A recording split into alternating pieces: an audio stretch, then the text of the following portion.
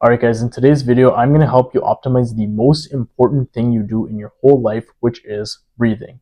And specifically, breathing when you're sleeping, which is even more important technically, and they are way more correlated than you would think.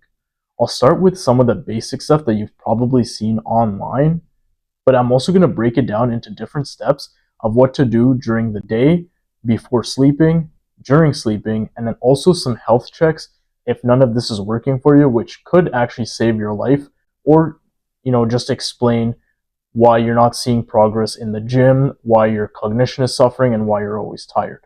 So the first thing that you have to do in order to breathe properly is to be breathing from your nose primarily.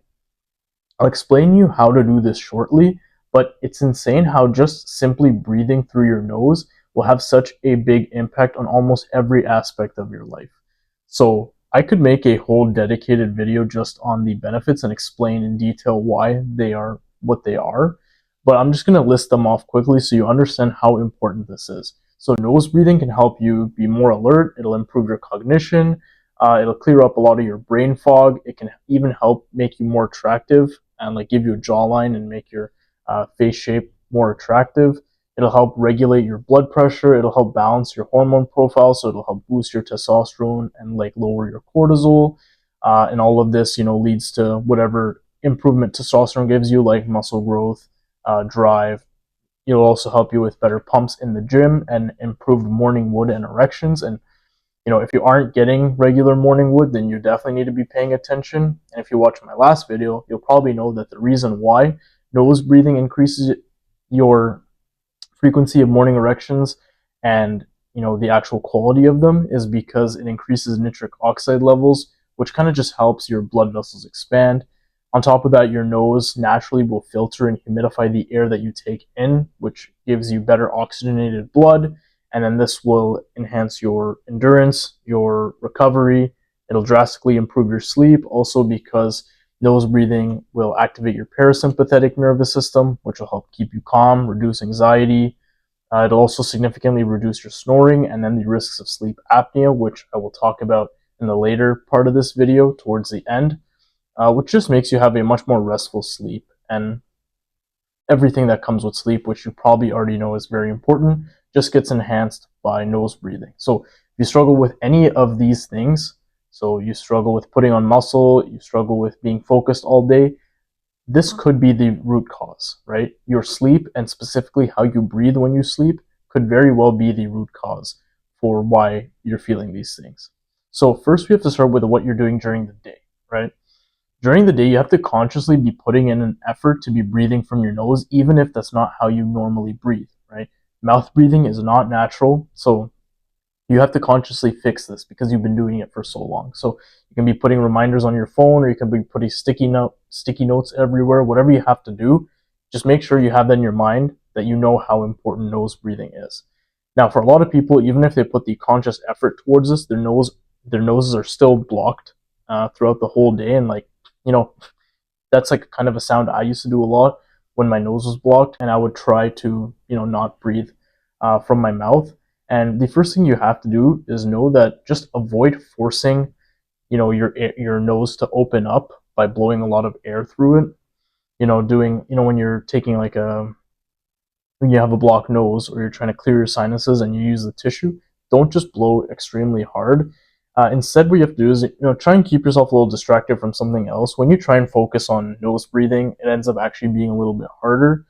Just focus on keeping your mouth closed, be a little bit distracted, and your nose knows how to regulate the air itself. Now, sometimes, in my case especially, what I used to have, which I still do, is like a deviated septum, meaning the inside part of my nose is pushed to one side. So what that leads to is a lot of blockage in my nose. So just consciously putting effort didn't always work for me, and that might be the case for you, whether you have a deviated septum or you don't. It might just be a more deeper rooted issue than just having to put in effort, right? So if you're noticing that you've been putting in the effort, but still like your nose is just blocked and there's nothing you feel like you can do about it, I'm going to give you these steps in order to fix that. So the first must-do activity is just to be active, right? This means not sitting down for more than an hour and a half, making sure that you're doing some form of cardio multiple times a week. For me, my preferred thing is just playing a sport because you distract yourself from the fact that you're trying to exercise, and instead you want to actually push yourself and you want to actually exercise. And by focusing on breathing through your nose when you're doing it, you're just going to open up those airways so much more. The other thing you can do is take a digestive walk after every meal. Not only is this going to help your digestion, but it's also going to help get your steps in. You can get a standing desk, or like I have, you can get a stepper. In general, all I'm saying is you just have to be active. One of the main benchmarks that's thrown around a lot, and it is pretty good for you to hit, is the 8 to 10,000 steps per day benchmark. And this doesn't mean actually physically taking 8 to 10,000 steps a day. It just means being active, and the equivalent of that is like taking 8 to 10,000 steps a day. So if you don't believe me that this stuff works and opens up your nose, like go run outside, specifically outside, which I'll explain later, then wait for a little bit and then try and breathe like you normally do. You'll notice it's so much easier because of the increased circulation, and then also just the inflammation in your nose just goes down. So this is mandatory in my opinion. Like if you are not going to do this, or if you're not doing it already and you're not planning on doing it, just don't watch the rest of the video, because this thing right here checks so many more boxes. It'll help lower your cortisol, help you lose fat, help you build muscle. Like it's one of those things that you do that affects so many different areas of your life that if you aren't doing it, it's just not worth doing the small things, right? You don't want to be majoring in the minors. So this is one form of that, where do the thing that's going to affect most parts of your life rather than just focusing on one specific thing. But I will get into those things a little bit later. So one of the things you also have to be doing is being outside pretty often. Like if you're watching this video and you have the ability to go outside and watch it instead, go do that. You'll notice you'll instantly breathe better because the air is just so much better for you. Unless you live in like, I don't know, a place like New Delhi or something where that's just, there's way more problems related to the air quality there. And I could actually make a separate video on that, to be honest. But now let me give you some quick tips and tricks, one-time things that you can do if you're sick, or just for some reason the nose is blocked because of the air and you have to stay inside. One of the things you can do is use those menthol rubs, like Vicks. I'll be back. I'm gonna go get mine. All right, I'm back. So this is the one that I use. It's called Vicks. But then I also, if I really need to bring the heavy hitters out and like I'm sick or something, like I got this like Chinese oil. I don't remember, but if you go to your like Chinatown, you'll probably see it. And what it is like a menthol and like eucalyptus based oil.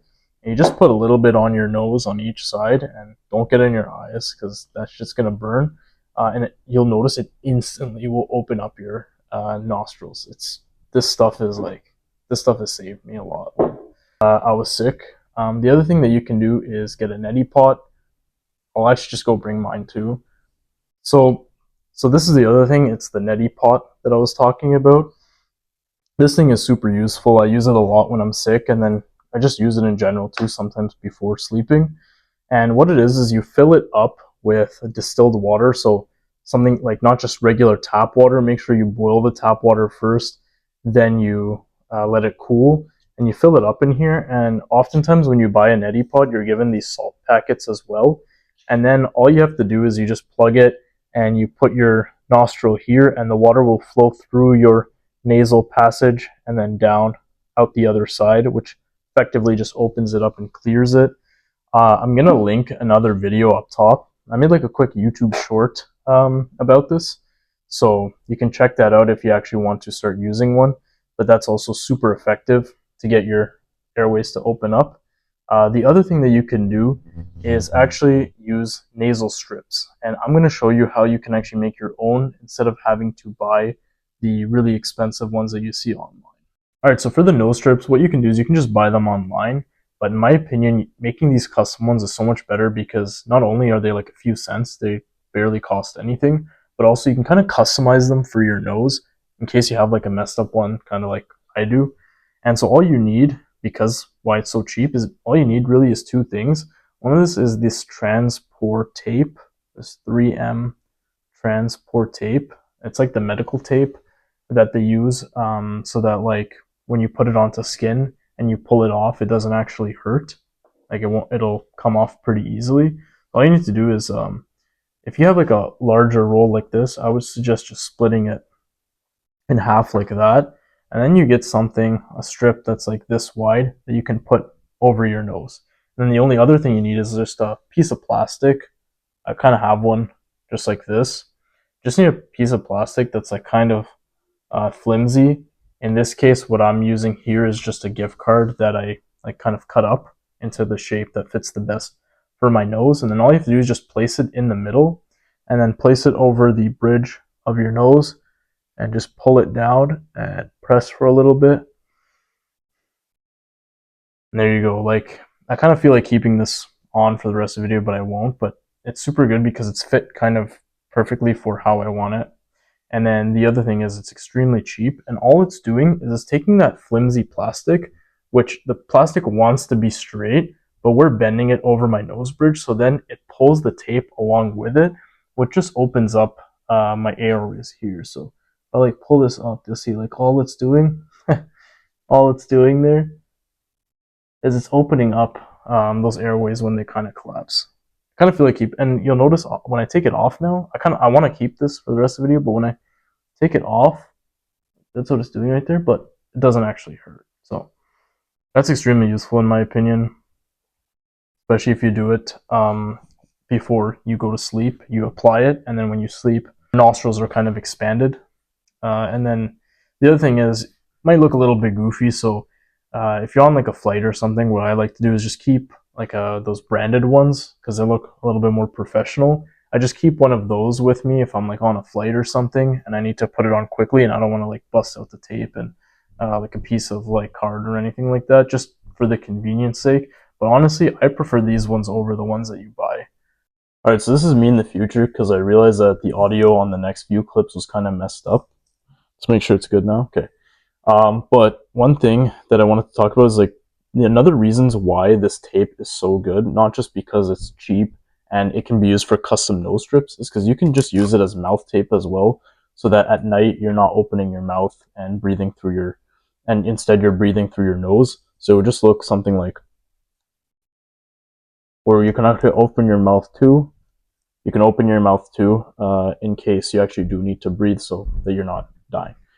And you're supposed to put it on so that it's easy enough for it to open. And if you wake up and you're noticing that every day the tape is off, that's kind of your sign that something might be off. It's a good like indicator for it, because it means that your body was kind of struggling to breathe through your nose and instead it needed to force your mouth open. So here's a few checks that you can do. The first one is a deviated septum.